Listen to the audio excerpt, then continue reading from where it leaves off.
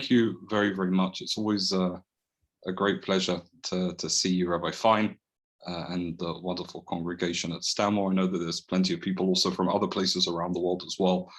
And it's a big honor. It's a big honor for me to be able to come here today, sitting here in Warsaw, Poland.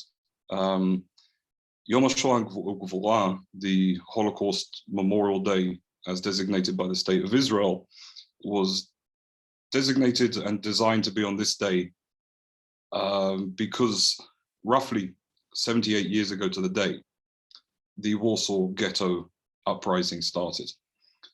And really, from where I'm sitting right now, if I was to turn the camera around, you'd see a few buildings in front of me, but maybe 50 meters from where I am, the beginning of the ghetto walls stood. And it's quite a powerful and poignant time to be here. It's something I've been here often during Yom HaShoah in the past with March of the Living and other different groups. And to be here with many, many people is a feeling of real power and coming together in a remembrance. This year has been different. I know that many of you probably would have liked to have been there yourself on March of the Living and other such organizations and groups, to be here during this time and to kind of be here. And even today, this morning, walk to the last remnants of the Warsaw Ghetto wall and place a memorial candle. To find the place empty was a very powerful and poignant thing. It's a different year. Holocaust Memorial has taken a very different turn. For us to be doing this on Zoom, I remember last year I was invited to speak to the shul and we were sure that I'd come and it would be okay. And then everything started, and who would have thought a year later, please God, next year I'll be able to join you in person, Rabbi Fine. But it's been a tricky year, a tricky year for many people, but a tricky year most especially for the elderly amongst us, which obviously includes both Holocaust survivors and righteous amongst the nations. And the foundation that I created at 2013, 2014 has taken a very different turn over the last year. The way that we work, the way that we focus our ideal of education and what we hope to be seeing and shown around the world has really turned and changed a lot. This year is different to last year. We have a presentation this year. I've even got better at Zoom, not as good as Rabbi Fine, but we try our best. So we have a presentation that we'll be able to walk through and show you and put some pictures to the stories and to the understanding of what we're doing and how everything works. So I am going to share my screen.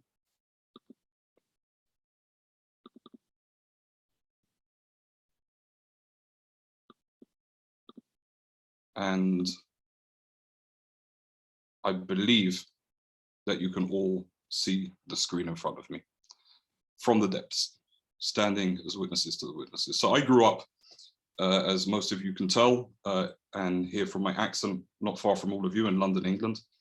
And what really, in Edgware, actually just around the corner, but what really started my journey into this path and into this deep and difficult subject of Holocaust Memorial was, amongst other things, this picture.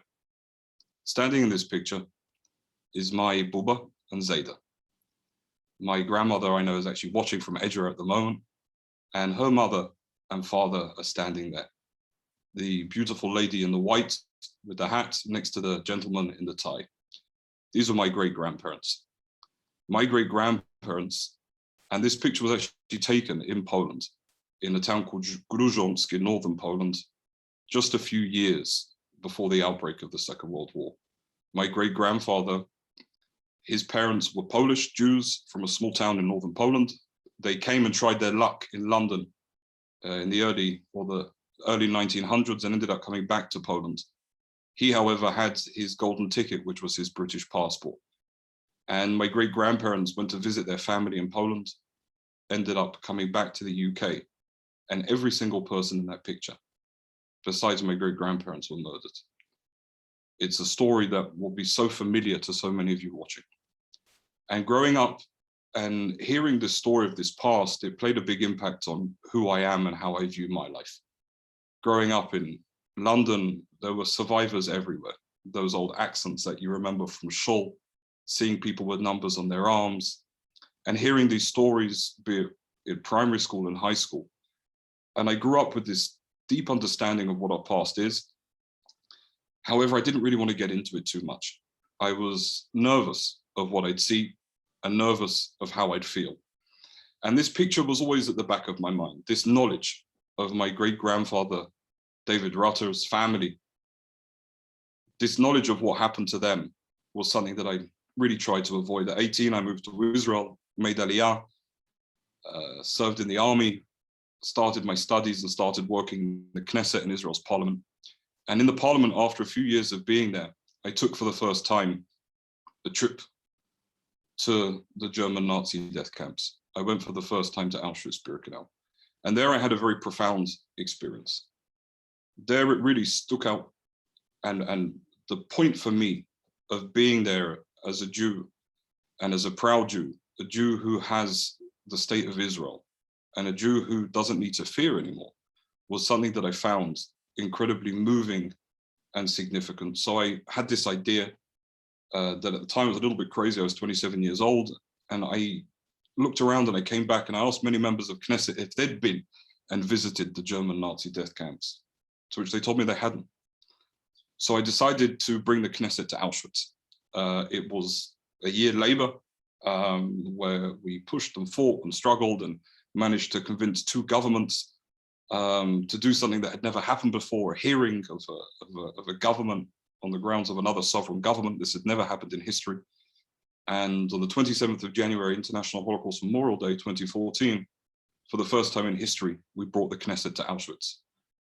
Many of these people in this picture you will recognize from recent politics in Israel and everything happening there.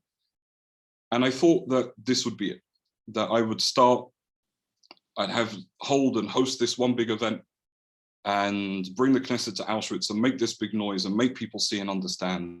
And I was sure that within that, I would then finish my journey in terms of what I was dealing with Holocaust education. I went and sat with Professor Elie Wiesel as I started, and I asked him, I said, Professor, I'd like to be involved, but who am I, right? I'm just a young guy. My great-grandfather survived. He wasn't there. His entire family were killed, but I'm clearly not a survivor. I'm not a historian. I don't have letters before or after my name. How dare I speak of such a subject? And he said, Jonny, you have it all wrong. He said, you must. Your generation must stand as witnesses of the witnesses, because if you don't, everything will be lost. And so when this event finished, it finished with a huge amount of international media and press and coverage all around the world. And especially in Poland, journalists started reaching out to us. Journalists started reaching out and telling me of different things that they'd seen. And a few months after the event, towards the summer, I got a call from a Polish journalist who said, Jonny, the Wisła, the river that runs through Poland and famously through Warsaw, cutting the two sides apart, has dropped to the lowest level that it's ever been. He said, please come and have a look in the Wisła. We found something incredible. And I went, and you can see here that picked from the riverbeds is a cut stone. You'll be able to notice the Hebrew letters in the stone. This was part of a Jewish tombstone that was taken and cut up and used to reinforce the riverbanks of Warsaw. And I took this stone and many others, these matzevot, back to the local Jewish cemetery. And within that came more media and more interest. And throughout the whole period, we were very, careful in terms of pushing on social media, getting the message out, getting young people involved. And what started to happen was remarkable. We started to be reached out by hundreds, if not thousands, of phone calls of people from all over Eastern Europe, from Poland, from Ukraine, from Belarus, and from many other countries saying this also happened here. So we started to deal with the issue. We started to see tombstones, matzevot of Jews taken from Jewish cemeteries and used in the most horrendous of ways. This tombstone you can see here at the top was a tombstone that we were given. You can see that it had been cut in a circle with a square in the middle. The reason for this was because it was put and used as a tool for sharpening knives and tools. they'd take this stone and use it to grind and open the tools. Here, you can see an entire home built from Jewish tombstones. A home, a toilet, built using the tombstones of our forefathers. In Poland alone, there were over 1,200 Jewish cemeteries before the Shoah. 1,200. There's more Jewish cemeteries than there are in the United Kingdom and Israel together. All of these cemeteries, over 90% entirely destroyed. Many of you who had visited Warsaw would have visited the Jewish cemetery of Okopowa, a cemetery that probably many of you would have seen, this large Jewish cemetery that actually remained intact because it was connected to the Warsaw ghetto and they had to have somewhere to dump the bodies. This cemetery remained intact. And after the war, during communism, the Poles didn't destroy it either. But what many people don't realize is that this was the smaller Jewish cemetery. Just across the river, the Wisła that we saw before, in Praga, in the other side of Warsaw, was a larger Jewish cemetery with over 300,000 Jews buried there. Today, there's a few thousand tombstones remaining, meaning over 200,000 Jewish tombstones, matzevot, were taken and repurposed and used for all different things, for toilets, for building different areas, and doing all these different things. And it came to us, and it was a question of how do we deal with such a subject? We obviously also don't want to put off locals. We need to try and bring them in so that they give us information, so that they want to help and support us. You know, there's a limit to how much we can do alone. So what we did was thought of many different ways of how to engage and bring locals with us. For example, these fine-looking gentlemen over here are Poland's strongest men. You've all seen the strongman competitions with Jeff Capes and all those fellas. So these are Poland's version of them. What we were able to do there actually came out as a result, not just of a PR stunt, but of absolute necessity. This tombstone that they're carrying over here in the shape of a tree trunk was in somebody's garden in Warsaw. Somebody had taken it and used it as the footing of a bench. A tree trunk, as most will know, is symbolic of used as a matzeva, and is symbolic of a life cut short, a tree cut short, and often used as a tombstone of a child. This was in someone's garden. We didn't have the money to start renting forklifts and trucks to move it and transport it. So we did the next best thing and used Poland's strongest men, who came and volunteered with us for a day and took this back. A huge media story in Poland. It garnered a huge amount of interest. And within that, again, many people got involved and started helping as well. And all of this led us to many, many more discoveries on ground. And when we're dealing with the subject of today's conversation, which is remembering in today's day and age, one thing that really jumps forward is the fact that there's still so much left to be discovered, uncovered, and remembered. We partnered with students from the University of Warsaw, and we sent them to different areas around Poland. They were in the north part of Poland in a very, very small town called Filipów. And they were going from door to door, speaking to the locals, asking them if they knew anything, if they'd heard of anything, or if they'd seen anything. And they came to the home of this Polish shepherd. They knocked on his door and told them the story. He started to get very nervous. He said, "Look, I don't know anything, I'm not sure, I don't know, I'm not sure." The students said okay and started to leave, at which point he called them back. And he said, "Look, I need to tell you something." The students sat down and he said, "I was a young boy as the war started. I was just a kid. And I remember the day that the Germans entered the town and rounded up the Jews. I remember the day because on that very day, they took my neighbor. My neighbor was the rabbi. I remember him. I remember this old man with a long white beard. And I remember looking through the window as they took the rabbi away. And then I saw something entirely peculiar that I'd never seen before. I saw the rabbi starting to run, but run in my direction. And I stood there looking through the window, couldn't believe what I was looking. And as he approached and got closer, I screamed.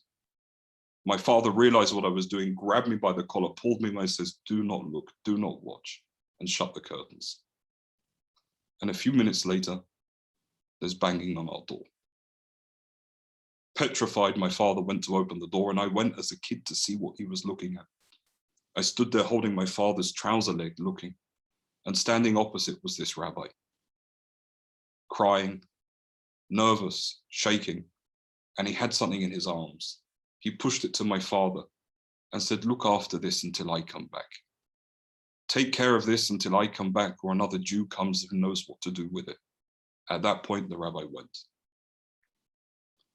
And he said, "I don't know what happened to that rabbi. I've been waiting for him to come back."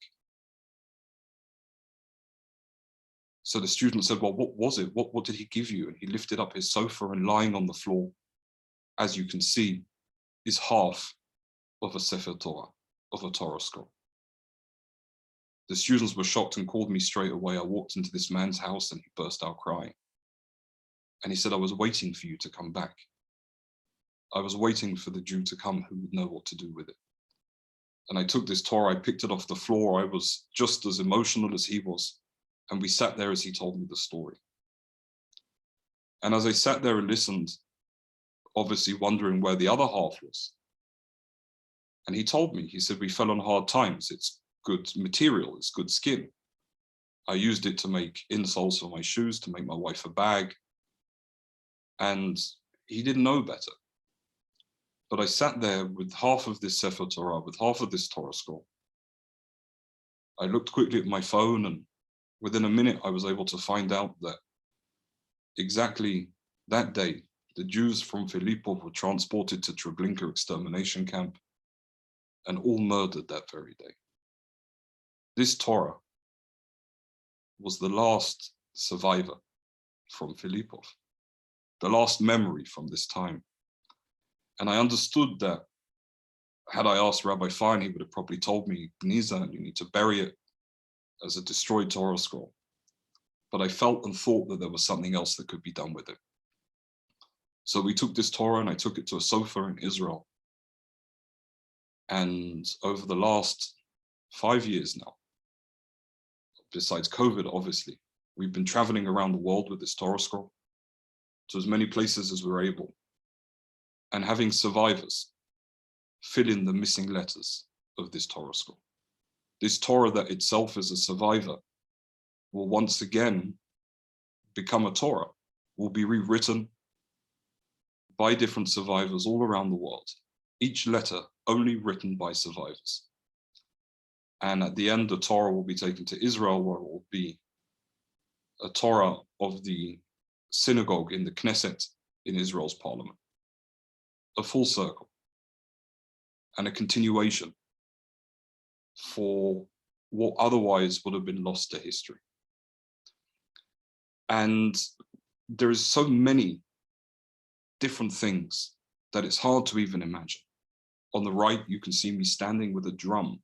I was invited to a presentation in a small town where the local musicians were banging on a drum. Now it was closed. I had a look and I had a funny feeling. So I called them over and I said, "Do you mind?" I took the drum off them and I pried the top off. They almost collapsed. And when I saw what was inside, I was horrified.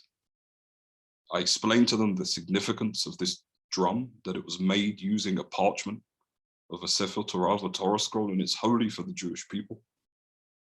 I promised to buy them another drum. Instead, they said, "But it's a very good sound. It's a great sound. It's brilliant." I said, "Look, I'll get you an even better drum, I promise."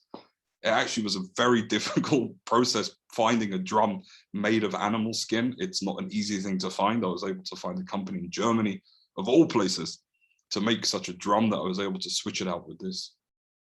And on the left-hand side, in northern Poland, there's a church. And until today, all of those Sifrei Torah, all of those Torah scrolls are in the basement of this church. The church, for whatever reason, won't let it go. But sitting there in the basement of this church are all of these Torah scrolls, proving and showing that there's so much left to be found and discovered. I was called a little bit later by the director of Warsaw Zoo, who you can see in this picture over here. I took with me a gentleman that many of you will recognize, Lord Pickles, back then Sir Eric Pickles, the post-Holocaust envoy for the United Kingdom. He was in Poland at the time, and I said, Lord Pickles, perhaps you'd like to join me in the zoo. He thought I was a little bit crazy, but he decided to come along with me anyway. And the director of Warsaw Zoo showed me that they'd recently done renovations, and the roads that they'd used to repave the zoo after the war were made entirely from Jewish tombstones. Again, shocking. And he didn't know what to do, so he called me. They put them in a pile, and they were returned to Warsaw Jewish Cemetery. And there in Warsaw Zoo, I heard for the first time about these two people in this picture. The two people here that you see in this picture are Jan and Antonina Jabinski, the zookeepers of Warsaw Zoo. Jan and Antonina were the zookeepers during the Second World War. And as many of you will know, they did the most remarkable thing. During the war, they harbored, hid, and saved over 300 Jews in the zoo. The Nazis would often come to Warsaw Zoo, and little did they know that quite literally under their feet in the basement of their home, hiding in the animals' cages, were over 300 Jews. And this story of these people was a truly shocking and incredible experience for me. To be able to see and understand that people stood up in this dark and difficult time and risked their lives to save our Jewish brothers and sisters was something that impacted me on a very deep level, because so much of what you've seen before is dealing with death and destruction. And I found that so much of the education that we were trying to give across was very difficult for a young generation to want to deal with. How many bad news stories can you read? How much bad content can you take on when you're scrolling through your Facebook or Instagram or TikTok, whatever young people will use to take their media today, to get their knowledge? It's often easier to tell them a good story and a story of greatness. And the Jabinskis led me to doing a lot of the work and a lot of the focus that our foundation's doing today with the righteous amongst the nations. So the righteous amongst the nations, as all of you know, are non-Jews who, for no monetary gains, only for the purpose of being good, risk their lives often to save Jews during the Second World War. You can see here that as of January 2020, 27,712 men and women from 51 countries were recognized as righteous amongst the nations. Today, only 195 remain. This presentation I actually made a couple of weeks ago, and sadly since then, 2 of the righteous have passed. The number today is just 193. Only 193 righteous are still alive. These heroes who risked their lives, only 193 are still alive today. And this journey led me to other places. We received a phone call about a family in a small town not far from Radom, a town many of you will have heard of, a small village called Rakówka. In Rakówka, there lives the Skoczylas family. And someone told me there's a story, there's a bit of history, you should go and have a look. So I jumped in my car. I had to be in that area, dealing with tombstones actually. And we drove towards the Skoczylas home. I entered the home of this simple farmers, people living on virtually nothing. And as I entered their home, they burst out crying. An unusual response, even for me. They burst out crying because they couldn't believe that a Jew had come to visit them. I didn't understand what was going on. I was a little bit shocked. And they told me that during the war, their family had hidden 4 Jews in the basement in a purpose-built hiding place in their home. They hid 4 Jews there. A neighbor had ratted them out to the Germans. The Germans had come.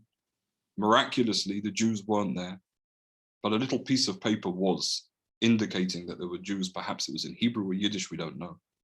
And it was enough for the Germans to make a spectacle and to show everybody else what the punishment was for doing the awful, awful crime of hiding a Jew. They took the entire Polish family, the Skocilas family. They marched them to the back of the property. They pushed them all into a barn, besides one young son who wasn't there. But to fill the quota, they took a neighbor's kid instead. 14 members of this family were pushed into a barn and set alight and murdered for the crime of attempting to hide and protect Jews. This gentleman in the picture is the son of that young son. And amazingly, the hiding place still existed. He opened and lifted the floorboards and let me go inside. An experience that I'll never forget. And it really pushed with me this premise of, and gave me this understanding of what quite they did. Because it's easy for us to look at that time and perhaps think, well, I would have done the same. I'm a good person. If someone came to me in need, of course I'd hide them, of course I'd help them. But when you understood the risks, and the Nazis would make such a spectacle, you really begin to think, would you really have done that? And the answer is, I can tell you, I've thought about this for years. Perhaps if I'd been alone, I may have risked my life. I have 2 beautiful daughters who I love more than anything in the world. I would not risk their life for anybody else. I don't think I could. And for these people to take such actions really gives us an understanding of quite how heroic they were. And it led me to start visiting more of the righteous. This wonderful lady, Mrs. Danko, I visited her on her 102nd birthday. Her wonderful son, I was talking to him, and she wasn't in the best of state. You can see in the picture, Nebuch, she was very sick. And I asked her son what could be done for her.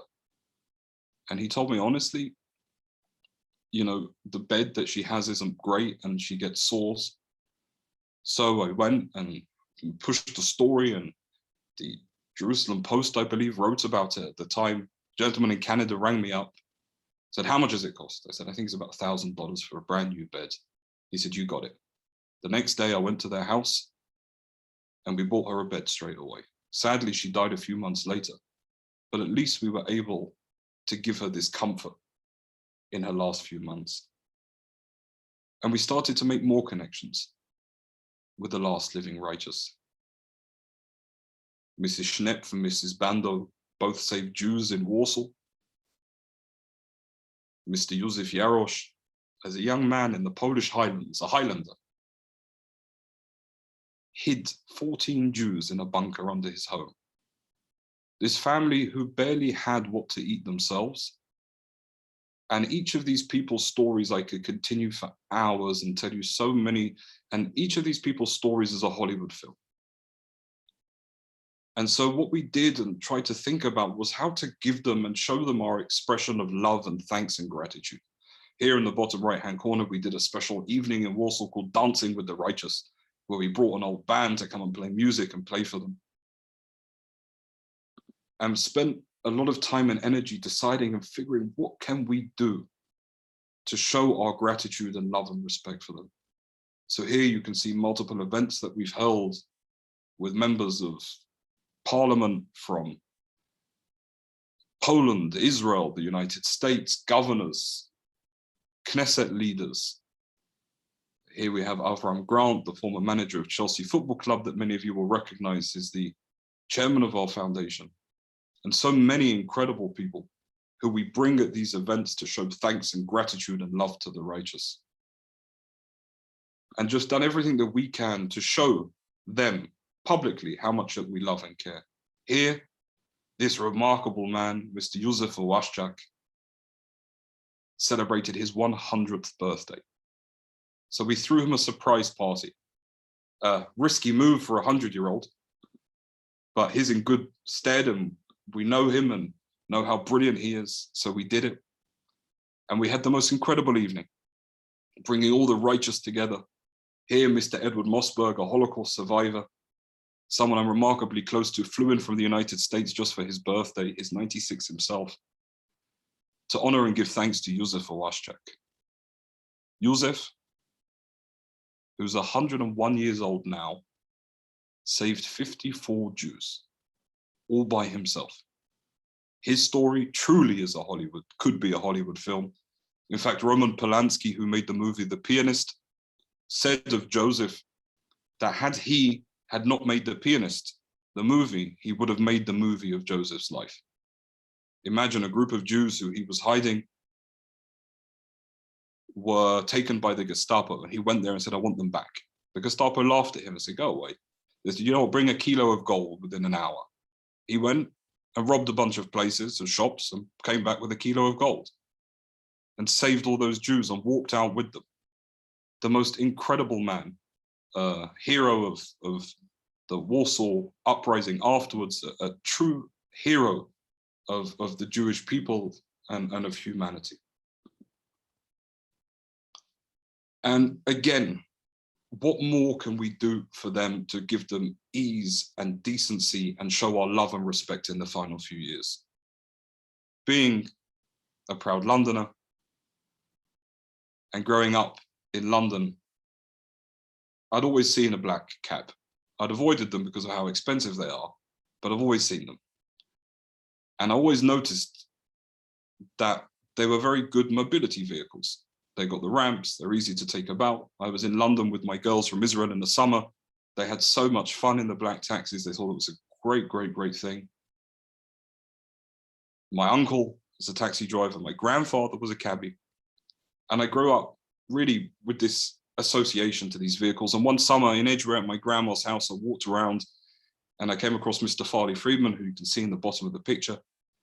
And outside his house on Edgeworthbury Lane, many of you would have driven up there, there's one house with tons of taxis outside. He owns a fleet. And I was looking over around at the taxis and he said, asked me what I was doing. And I told him, explained to him that I had this foundation, that I had this idea, maybe I could bring a taxi to Poland and we could use it to service the righteous, to give them free trips wherever they need to go. Because many groups come, and now obviously less, but you know, their mobility isn't easy at their age. They're taking buses and trams and walking, and it's a shame. At least the dignity of going around with respect is something that we should be able to think of doing for them. And Farley got on board. We were able to get Chelsea Football Club involved.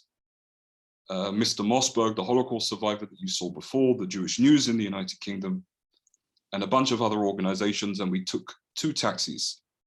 In total, we've now taken 4 taxis to Poland, where we inaugurated in the Houses of Parliament, which you can see below, and started this process. Here was the inauguration, actually, the second leg of it in Poland, with a group of the righteous amongst the nations who use these taxis on a daily basis. These taxis are constantly being used, and people are using them to get around and to go around and to do their needs. And we started working with the righteous in more places as well. One of the stories that struck me the most was the story of Albania. Many people don't know. Albania was the only place under occupation where there were more Jews after than before the Second World War. An incredible fact. Again, the only place under occupation where there were more Jews after than before the war. Saved by brave Albanians who have this code of Besa. Here I met with their spiritual leader, Baba Mundi, Muslim spiritual leader. These brave, incredible Albanian Muslims and others risked their lives to save our Jewish brothers and sisters. So I went and met them and told their stories and shared. During COVID, we visited almost every single one of the living righteous, taking them packages, food, everything they need. Before Christmas, It was obviously a period for them that was very difficult. It was the first one of their major holidays that most of them would be spending alone. And for me, it really begged the question of what we can do to help them. It's not just enough to give them food, but what are they missing? So I spoke to a few of them and they said, you know, for me, it'd be the first year without a tree. So I set about trying to buy a couple of hundred Christmas trees. An unusual feat for a Jewish boy from Northwest London. I didn't really have a clue where to start. Thankfully, I had a few good Polish friends help me. I rented a truck, drove a couple of 100 kilometers and brought a few hundred Christmas trees, which we then went and handed around and gave to all of these righteous. Many of them you can see in the picture below. Не знаю, може вам ще щось треба буде. Не треба. У меня племянник помер, мы не дал. Помогал мне что-то. Не могла бы не помогать ничего. Одна я колу вставать. This short video was a video that I took just a month ago in Belarus. I visited Belarus for the first time. This lady, many of you would have heard of the Bielski brothers. Many of you may even know of some of the Jews who were part of the Bielski partisans in the Belarusian forests. But what a lot of us don't realize often is that these partisans couldn't do it alone. A Belarusian family, the Kozlovskis, one of whom is also honored as a righteous amongst the nations, is a righteous for saving over 400 Jews by helping them hide in the forests. When I went to Novogrodok in Belarus, we came across and asked the locals if any of the righteous are still alive. And they said, well, look, one of the daughters of the Kozlovskis is alive. We think, we don't know. She lives alone. And I went to her house and visited her and found her in this state. It was a truly harrowing experience. I obviously went there with food and all that she needs. And I walked into her house and it was just the most difficult experience. You can't imagine walking into a home where she can only live in one room because she can't heat anything else. Where her nephew, as she said, died a couple of months before and she was all alone. We're able to push as a result of the trip. Actually, within the week, I went back and pushed for meetings with councillors of the town, was able to get them, and thank God she was then and subsequently has a carer who comes every single day to her home. And Belarus was a shocking experience. There are 10 righteous left in Belarus. And from all the righteous that we visited, Lubov, for me, sticks out the most. Her story is a remarkable story. They live in a small city called Glusk, which is near a small town called Bobroysk, which some of you may have heard of in Belarus. And in this small town, in 1941, when the Germans pushed the Russians back, they'd gone even to these tiny little villages. And in Glusk, Belarus, they rounded up all the Jews. And rather than wasting time sending them to a concentration camp, they marched them to the local forest, where they made them stand by a pit and shot them into the pit. An 11-year-old girl was able to fall just before a bullet hit her. This 11-year-old girl was Olga Shulman. Olga, naked and bloodied, crawled out from under the bodies of her relatives and sat in the forest for 2 days wondering what to do. And she came across Lubov. Lubov, who herself was 11 years old. Lubov had a hard time. Her family were remarkably poor. Her father had just died. She had 2 sisters. Her mother was trying to keep the family together. But her mother, anyway, took Olga into their home. And they hid her for 3 years. Provided food, help, support. When the Germans would come and they knew they were near, Lubov would hide with Olga so she wouldn't be afraid. A remarkable story. of friendship and compassion and decency and love and respect. And I heard that Lubov was still alive, 90 years old, and I was incredibly excited to go and visit her. What happened when I visited her home shocked me to my core. I entered the home of a hero, of one of the last 193 living righteous amongst the nations. I entered her home and it was freezing. And the smell, honestly, was atrocious. I was shocked. I didn't understand what was happening. She had nothing.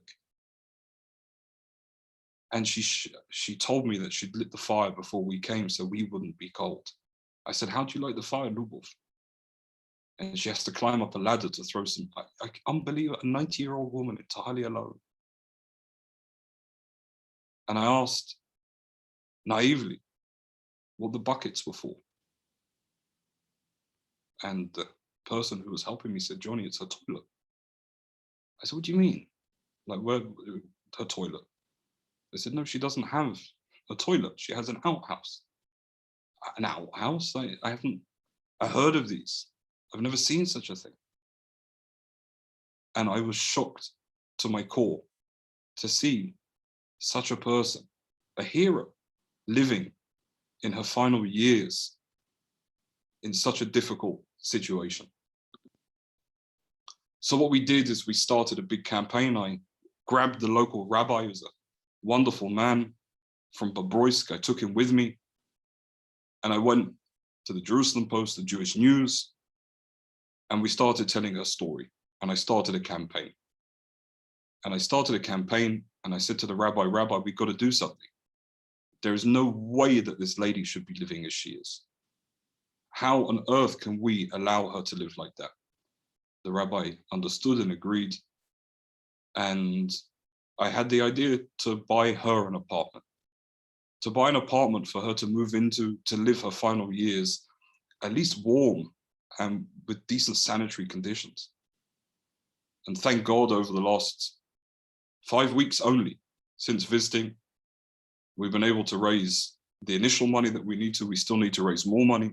We started this online campaign and thank God we've raised about 25%, which is enough to at least buy the apartment and start the work on it. So within 5 weeks of meeting her, we don't have time to wait and to sit around and have committees and talks. And we just had to move and act quickly.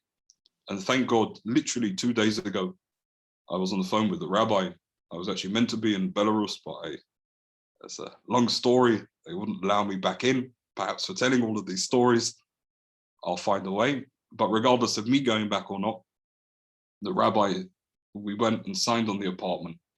And please God, within a few months, we'll be able to help her and move her and give her back to where she needs to go. Now jumping to a slightly different group of people. And this is when we're talking about Holocaust education with a difference and talking about reaching and approaching a different audience and spreading the message broader. There's many, many stories we could tell. Two of these gentlemen probably are recognizable to a lot of you there. On the right, standing beside me is David Hay, the former heavyweight boxer, and on the left is Mike Tyson. Two people that you wouldn't necessarily associate or think to associate with Holocaust Memorial. However, bringing Mike and David, both of them, to the Warsaw Ghetto Memorial, as you can see behind them, and having them tweet about it and tell stories about it and push it out on their social medias, enabled us to reach an audience that honestly had never heard about the Holocaust before. We always see the statistics that, 75% of Americans had never heard of the Holocaust. In the UK, it's slightly different. There are incredible organizations doing wonderful work. In America, it's a little bit different. And by working with celebrities and people such as these, we're able to spread the messages a lot further. On the right, probably not recognizable to a British audience, but definitely to an American audience, is Ray Allen. He's an NBA all-star, one of the most famous basketball players of all time. And on the left, it was an interesting story a few months ago. Deshaun Jackson, who was an NFL player, an American football player, had put an anti-Semitic, disgusting story on his Instagram, and everybody called for him to be cancelled and to be kicked off his team. And rather than looking at it like that, I saw this as an incredible opportunity to educate. So I was able to get Deshaun on the phone, and he met with the president of my foundation, Mr. Edward Mossberg, a survivor of Mauthausen, on Zoom, and received a stern telling off and a big lecture about the Holocaust. Subsequently, Deshaun has, we've actually agreed that he'll be joining us next year in Poland. And this is someone with literally millions of followers on social media, and be able to share their stories is something really, really important. And again, it's a continuation of work with actors. Many of you will recognize Dean Cain, who's on the board of our foundation, a former Hollywood actor. He played Superman in Lewis and Clark. Many of you recognize, and generally a lot of work with this kind of generation of people. And the reason why we're doing this, and the reason why there's the focus on this, is because of this graphic. This graphic shows searching, it's from Google Analytics, and it shows us the search term Holocaust and how much it's been searched for since 2004. And you don't have to be a statistician to see the interest declining rapidly, which is sadly what we've seen over the last few years. And so once again, this has been a major focus of the foundation in terms of figuring out how to reach out to a younger generation. And with that, again, we're active on all the social media platforms that you can begin to imagine. From Facebook to Twitter to Instagram to TikTok. But again, it's a question of how do we tell this story? How do we bring this interest to a generation who otherwise wouldn't have heard of it? And the following examples. Do you know what happened 94 years ago today? 94 years ago today, a hero was born. A little girl who grew up to risk her life, the life of her parents and sister, to save the life of another. 94 years ago today, Stanisława Rostropowicz was born. Today, we're here in Warsaw, going to wish her a happy birthday.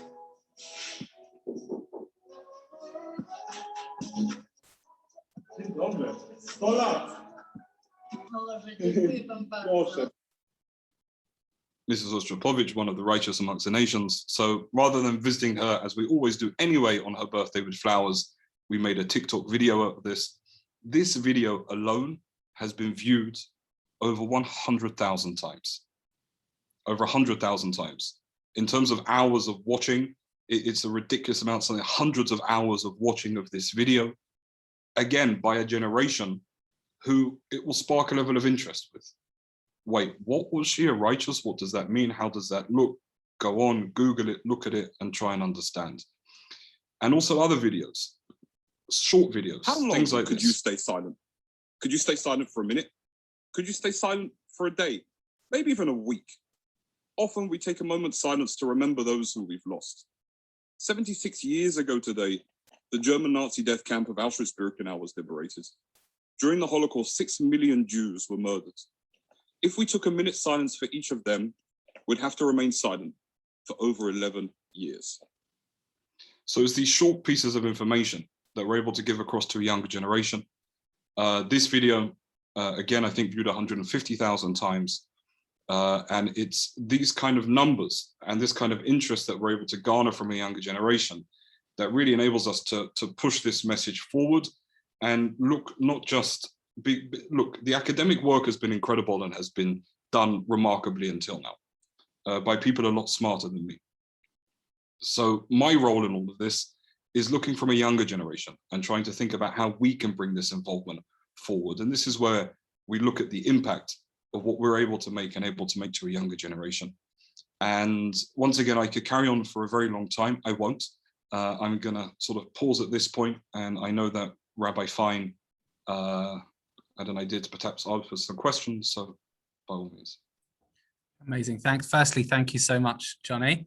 Brilliant. I have to say, some of the videos I haven't seen and some of the stories just incredible. I'm just going to allow everyone to unmute themselves.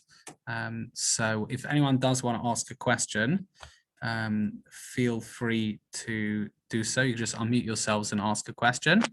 Otherwise, I am going to kick off. Good. Okay. Seeing if anyone is going to interject. When you started this, did you have any idea where it would take you? No idea at all. When I started the foundation, I didn't think, as I said, I thought I'd do this one event and that would be it. I had no idea that, I'd be in Poland all of these years later, traveling to Belarus, and during COVID, we've been to 18 countries, driven over 100,000 kilometers visiting the righteous. I had no idea it would take me in this direction. It's been as much a surprise for me as it has for everybody else. Wow. Okay, like I said, feel free. There's no text box. We just disabled that for security reasons before, but again, if you have a question, then just feel free to ask it. Otherwise, I'm going to keep going because I've got loads. Jonny, can I ask you something? I went to Belarus with World Jewish Relief about 12 years ago, where there's a Jewish centre of learning, and we actually put a mezuzah on the door. We went to visit the pits where you mentioned where all the people were killed, went to Jewish centres. Is it still active? Are those centres still there? And because they were delivering a lot of warm clothes there. Yeah, the situation in Belarus is actually very interesting. To this point, most Jews who can get out leave. That's the honest answer. The majority of the people that you would have visited those years ago are probably not in Belarus anymore. The Jewish community really sort of is diluting very, very quickly, and unfortunately left with the most needy part of the community. I saw quite a few of the Jewish centers. I believe World Jewish Relief doesn't work there anymore, but Joint does, I think. Yeah, they did it in connection with Joint. Yeah, so I think Joint FSU, the Russian version or something, has entered there. I'm not entirely sure. All I know is that there's space for a lot of organizations to be doing a lot of work there. The situation is not good. Jews, the general population, the average salary is a few $100s a month. And we were buying medicines for the righteous that was literally hundreds of dollars. If I wouldn't have bought it, they wouldn't have taken their medicines. It was quite surprising, quite shocking. That's very interesting. Wow. Okay, someone else had a question before?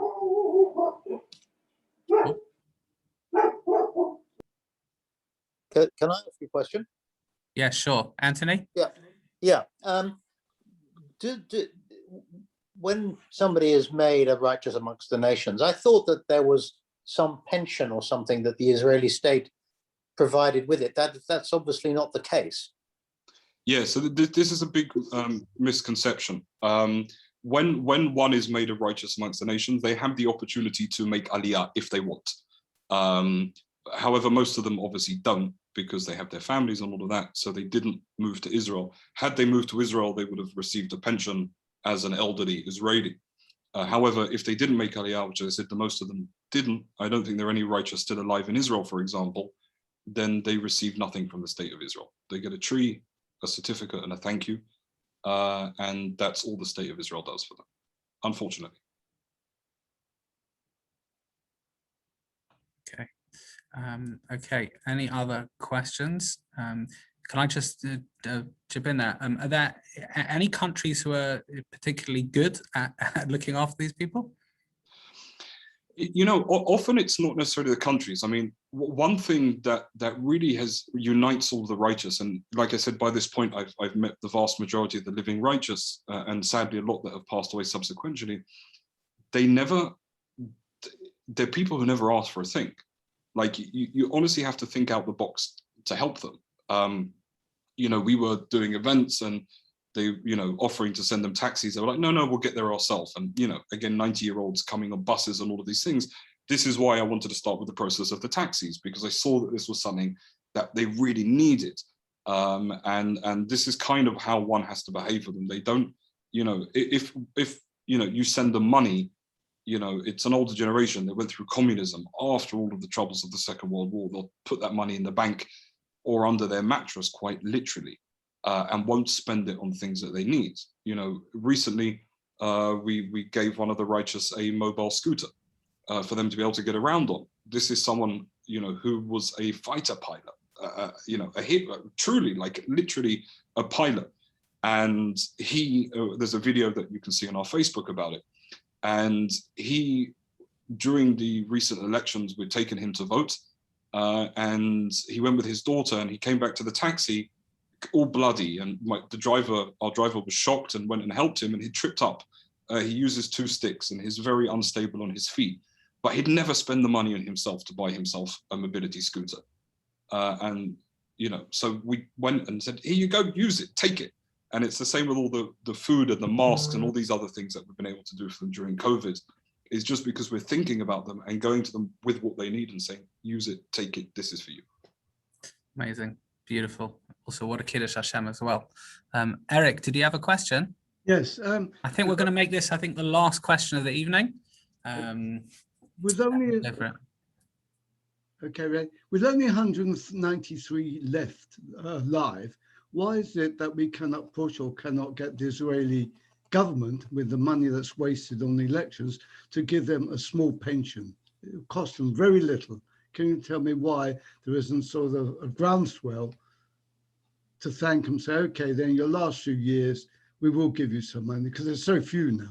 Yeah, I mean, this is something that we've been talking about for a long time. You alluded to the problem of elections in Israel, which has also stopped a lot of stuff happening. We've actually had, again, my background's in the Knesset, right? So I know how it works. I'd lobbied many members of parliament, and we had a bill ready to be placed. It's actually very, very tricky to give pensions to people abroad. Again, it was something we're able to work through, and maybe now a coalition will be made and we'll be able to push through a bill like that. But in the meantime, it's very hard. And in all honesty, there's just not that much time to waste. My foundation's a small foundation. So if we don't do this stuff and push for it right now and make stuff happen, if I'm going to wait around and lobby people and beg people, forget about it. I'll do it by myself in the meantime. Great. Rabbi, fine. I was just about to say, Ruth, yeah, go for it. Go on. Yeah, Now sorry. So rabbis, whenever they say last, they never mean it. So this is actually the last. I was sitting next to Anton, it's just that you couldn't see me. Could you please send us a link so we can make a donation? We'd very much like to help. I think you've done an amazing job, and you obviously need some more help. So just let us know where, and we'll send something. Thank you very much. Yeah, it's on our website, fromthedepths.org. I'll leave that to Rabbi Fine Please. Okay. To send to everybody in the congregation. Okay. All the Star Wars members. Get in trouble. Amazing. Look, Jonny, thanks so much. Firstly, continue to have the impact that you do. And we love the stories. We love the stories. We love the genuineness. We love the realness. We love the fact that you've taken up a very important job and role of caring for people who really, really do deserve to be cared for. And it's a statement. It's a statement that Jews care about people who care for them, that Jews are ready to reciprocate in kindness, and that we as a world reward people who are kind. It's a very important statement, as you said, in a world which has quite a bit of negativity flowing around. To have some real positivity is, it's fantastic. Jonny, thanks so much. We appreciate it. Thank you very much. Thank you for having me. Good evening, everyone.